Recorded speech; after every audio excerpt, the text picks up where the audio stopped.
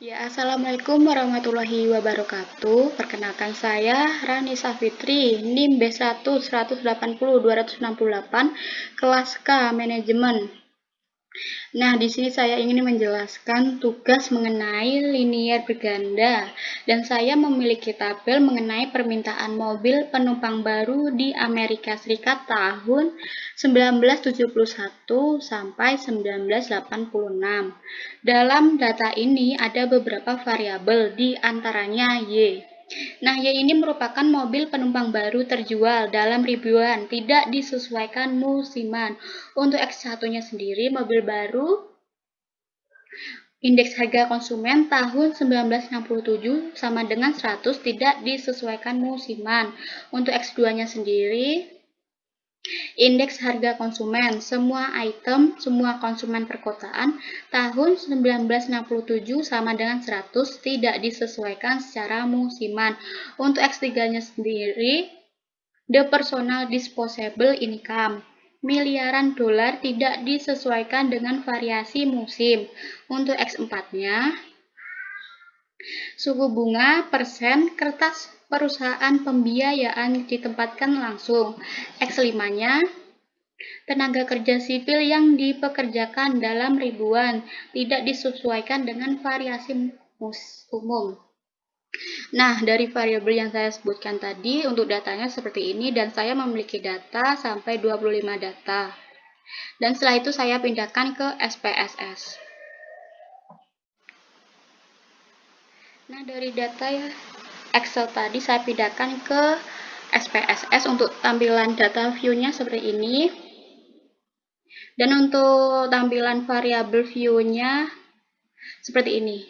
Yang dimana labelnya sudah saya ganti seperti ini, sesuai dengan di Excel. Lalu setelah itu, data view-nya dianalisis. Nah, dari data view tadi diregresikan dengan cara klik analyze, pilih regression, lalu linear. Untuk tampilannya seperti ini.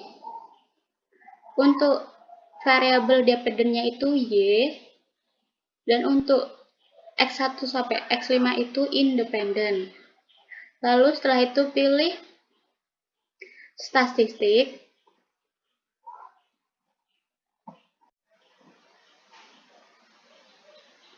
Setelah pilih statistik tadi, di regression coefficient ini dicentang di bagian estimate, model fit, sama deskriptif. Setelah itu pilih continue dan langsung pilih OK. Nah, ini hasil output yang kita analyze regression linear. Nah, untuk yang pertama ada di tabel deskriptif statistik, yang dimana tabel ini akan menjelaskan adanya mean, standar deviasi, dan n di setiap variabelnya. Yang pertama di Y ini, untuk mean-nya yaitu 10.005,1250. Lalu untuk standar deviasinya ada 1163,64461, dan untuk nilai N-nya itu 16. Lanjut untuk X1-nya ini ada 162,2125, untuk standar deviasinya ada 40,73568, untuk nilai N-nya ada 16. Lanjut untuk X2-nya. Untuk X2-nya mean-nya itu ada 220,1525, untuk standar deviasinya ada 74,99792, dan untuk nilai N-nya ada 16. Untuk X3-nya ada 1745,5437, untuk standar deviasinya ada 742,25726, untuk nilai N-nya ada 16. Untuk X4-nya, di sini mean-nya ada 8,0594, untuk standar deviasinya ada 2,64194, dan untuk nilai N-nya ada 16. Untuk X5-nya, untuk mean-nya itu ada 94792, 0,3125 dan untuk standar deviasinya ada 9256,42068. Nah, untuk nilai N-nya ada 16. Nah, untuk di tabel korelasi, di tabel ini akan menjelaskan hubungan korelasi antara variabel satu dengan variabel lainnya. Yang pertama, variabel Y memiliki korelasi sebesar 1 dan untuk hubungan korelasi antara variabel X1 dan Y sebesar min 0,006 yang mana nilai ini nilai negatif, dan jika nilai negatif maka semakin tinggi X1 maka semakin rendah nilainya, sehingga hubungan korelasi antara keduanya cukup rendah. Lalu untuk X2-nya memiliki hubungan korelasi sebesar min 0,097 terhadap Y yang mana nilainya ini juga negatif, sehingga semakin tinggi X2 maka semakin rendah nilai Y, sehingga hubungan ini cukup rendah. Lalu lanjut X3 memiliki korelasi sebesar 0,005 yang mana nilainya ini positif, sehingga semakin tinggi nilai X3 maka semakin tinggi pula nilai Y, dan hubungan antara korelasi X3 dan Y ini juga cukup rendah. Lanjut untuk X4-nya. Untuk X4 sendiri ini memiliki hubungan korelasi sebesar min 0,543 yang dimana nilainya juga negatif, sehingga korelasi antara keduanya juga cukup rendah. Yang terakhir X5 memiliki hubungan korelasi sebesar 0,044 yang mana ini memiliki nilai positif, dan hubungan korelasi antara X5 dan Y juga cukup rendah. Lalu lanjut untuk di bawahnya ini, di bawah ini ada nilai signifikan, dan di sini menjelaskan nilai signifikan X1, X2, X3, X4, X5. Untuk X1 sendiri memiliki nilai signifikan sebesar 0,404 yang mana nilai signifikan ini termasuk sedang. Lalu untuk nilai signifikan X2 yaitu 0,361, yaitu nilai signifikannya juga termasuk sedang. Untuk X3 nilai signifikannya 0,493, ini juga termasuk sedang. Untuk X4-nya nilai signifikannya 0,015, ini termasuk rendah. Terus untuk X5-nya nilai signifikannya 0,436 dan ini juga termasuk sedang. Lanjut di bawah ini ada nilai N yang dimana jumlah data yang ada itu sebanyak 16 semua. Dari variabel Y sampai X5 itu 16 semua. Lalu lanjut ke variabel entered. Untuk variabel itu, di sini menjelaskan adanya variabel independen dan dependen. Variabel independennya ada X1, X2, X3, X4, X5 yang telah kita input tadi, dan variabel dependennya itu Y. Oke, lanjut ke tabel model summary. Di tabel ini menjelaskan besarnya pengaruh antara X1, X2, X3, X4, X5 terhadap Y. Bisa kita lihat pengaruhnya atau besar pengaruhnya itu di R-square-nya. Oke, di sini ya. R-square ini didapat dari pengkuadratan R yang di sini R-square-nya sebesar 0,762 atau bisa sebesar 76,2%. Ini menunjukkan pengaruh X1, X2, X3, X4, X5 terhadap Y, dan untuk sisanya yaitu 23,8%. Itu variabel Y dipengaruhi oleh faktor lainnya. Jadi, variabel X1, X2, X3, X4, X5 itu memiliki pengaruh Y sebesar 76,2%.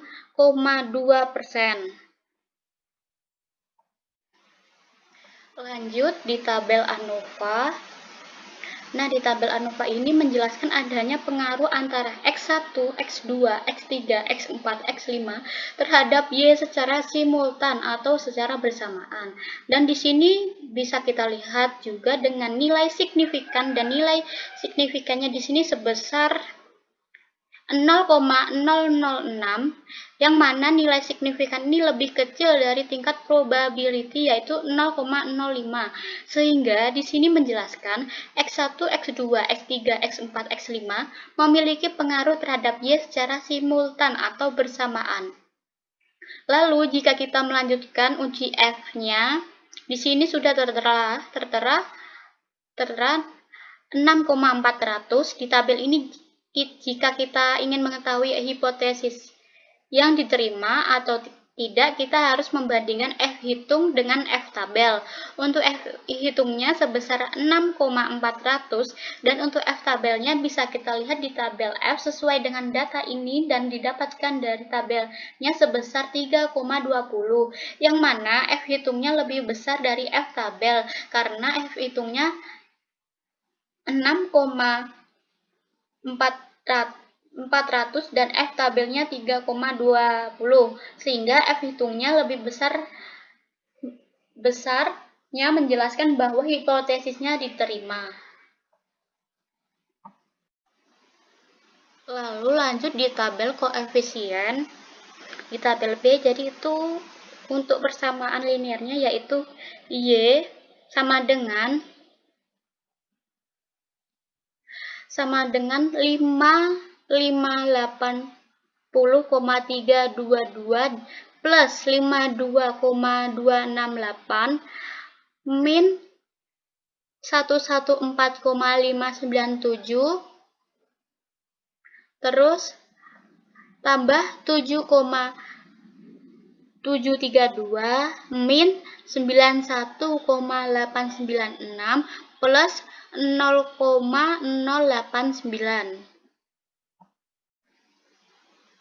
Lanjut untuk konstantanya sebesar 558,322, artinya jika tidak ada X1, X2, X3, X4, X5, maka variabel Y sebesar 558,322. Lalu lanjut di koefisien regresi X1 sebesar 52,268. Artinya setiap penambahan nilai yang positif variabel X1 sebesar 1, maka X1 akan meningkatkan variabel Y sebesar 52,268. Lalu lanjut di koefisien regresi X2 sebesar min 114,597. Setiap pengurangan sebesar 1 pada variabel X2, maka variabel X2 akan mengurangi nilai Y sebesar min 114,597. Lalu lanjut koefisien regresi X3, di mana nilainya itu 7,732, artinya setiap penambahan variabel X3 terhadap Y sebesar 1, maka variabel X3 akan meningkatkan variabel Y sebesar 7,732. Lanjut, koefisien regresi X4 sebesar min 91,896, artinya setiap pengurangan variabel X4 sebesar 1, maka variabel Y akan berkurang sebanyak min 91,896. Lanjut untuk yang terakhirnya, koefisien regresi X4 dengan nilai 0,089, artinya setiap penambahan variabel X4 X5 sebesar 1, maka variabel Y akan meningkat sebesar 0,089. Oke, kita beralih ke titik presentasi distribusi F untuk probability dengan nilai 0,05. Untuk rumus F tabel sendiri itu ada K titik kelemahan N min 3, di mana K itu 5 dan N 16. Kita masukkan ke rumus dan Hasilnya itu 3,20. Nah, kita cari di tabel 3,20 itu di mana? Nah, 3,20 itu di 46 dan 2 di sini. Jadi nilai F hitung pada SPSS yaitu 6,387 dan untuk F hitung itu lebih besar dari F tabel yang dimana F hitung itu 6,387 lebih besar dari 3,20. Jadi dapat disimpulkan hipotesisnya diterima. Sekian penjelasan dari saya, kurang lebihnya saya minta maaf. Apabila dalam membaca tabel saya masih salah, mohon dimaafkan. Sekian dan terima kasih. Wassalamualaikum warahmatullahi wabarakatuh.